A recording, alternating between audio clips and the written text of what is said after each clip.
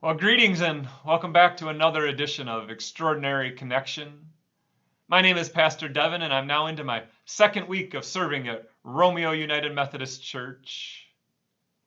And today I wanted to talk to you about something that isn't always a favorite topic of conversation. I wanted to talk to you about rules. Let's face it, no one's really a big fan of having to follow the rules, are they? Having 4 young children in the house, I can say without a doubt that this rebelling against the rules, it starts at a young age. Even my 1-year-old, she will look at me after being told not to do something, and with that cute little smirk on her face, she'll go on and do that very thing. And it is irritating as the rule maker to not have them followed, to have those rules broken, isn't it? And as I was thinking about those rules that are in our lives, I came across a list of unusual rules and laws from around the world, and I had to share a couple of them with you. Did you know that in Milan, Italy, it is illegal for citizens to frown in public unless they're at a funeral or visiting someone in the hospital? In Singapore, it's illegal to chew gum. No gum is bought or sold there. And the law is in place after the government spent large sums of money to clean up discarded gum that was found stuck all over public areas. In Mexico, it's illegal for bicyclists to lift their feet off the pedals while riding, as this might cause them to lose control of the bike. Seems to me like that would make it awfully hard to stop if I wasn't allowed to take my feet off the pedals. In Switzerland, it's against the law to flush a toilet after 10 p.m. in an apartment building. Guess that means you better make sure you have that bathroom visit scheduled for before 10 each night. The people in Georgia never have to worry about the answer to the question of why did the chicken cross the road, because in Georgia it is illegal for the chicken to cross the road. And in other chicken news, there's a law in New Zealand that states you cannot fly with a rooster in a hot air balloon. Dang, there goes my weekend plans. In Baltimore, Maryland, it's illegal to bring a lion to the movie theater with you. No word on if tigers or bears are okay. And finally, in Scotland, you must allow someone into your house if he knocks on your door and is in need of using the bathroom. There was no word on if Switzerland's 10 p.m. rule was in effect with this as well, so I'm not quite sure. But I could probably go on all day, as it seems there's no shortage of odd and unusual rules and laws that are found around the world. But it did get me thinking about how we choose to follow the rules.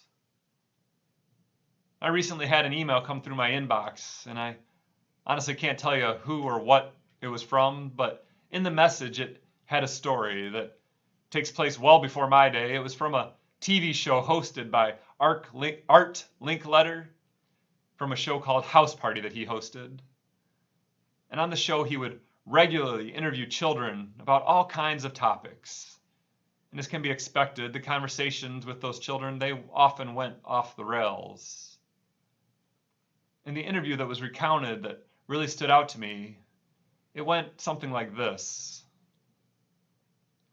Art asked, "What are you learning at school that you can tell us about?" And the child replied, "They teach you not to fight with your friends." He asked, "How do they do that?" To which the child replied, "They read from the Bible, where Jesus says, 'Thou shalt not kill.'"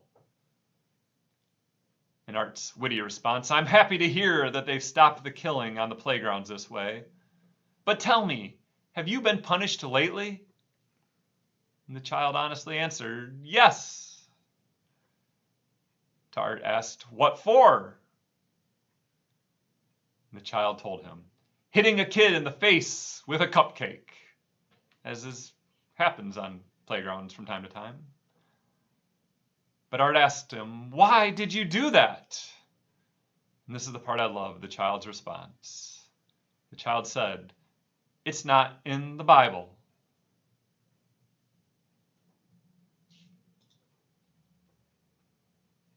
It's kind of hard to argue with that little boy's logic. It's not in the Bible. At least I cannot recall the "thou shalt not hit a classmate in the face with a cupcake" passage. I don't know, maybe I need a different translation, but I didn't find it in there. But then again, if we were to really stop and think about it, if we followed that child's logic, if we only followed the rules and laws as they were explicitly written in the Bible, our Bible would have to be a whole lot bigger, wouldn't it? We would need that section dedicated to not hitting a classmate in the face with a cupcake, along with a whole slew of other things that would need to be covered.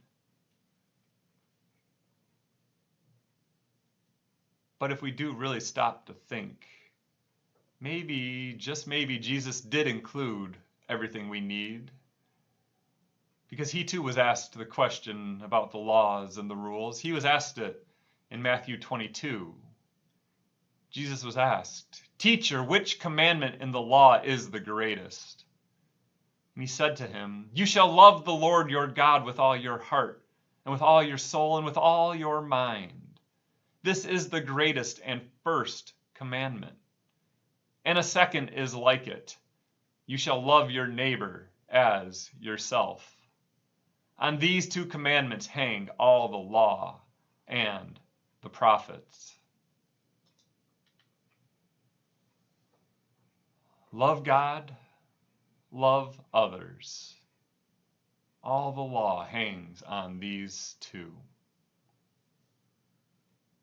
I hate to tell it to that little boy, but his defense for the cupcake in the face kind of falls apart if we really look at this scripture. Because it isn't showing love to God or to the other to shove a cupcake in their face. And frankly, I think we could all be a little better off if we would stop and consider if our words and our actions follow those simple words. Love God. Love others.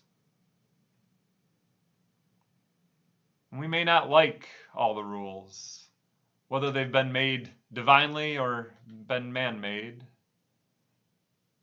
But Jesus reminds us that we are called to follow them. And we are especially called to frame them in the context of, is this showing love to God? Is it showing love for others? So I challenge you the next time you have that cupcake in your hand, I encourage you to think about Jesus' words. And perhaps instead of shoving it into another's face, you can extend it to them as an act of love, kindness, and friendship, as we love others and love God. Until next time, my friends, take care, stay safe, and God bless.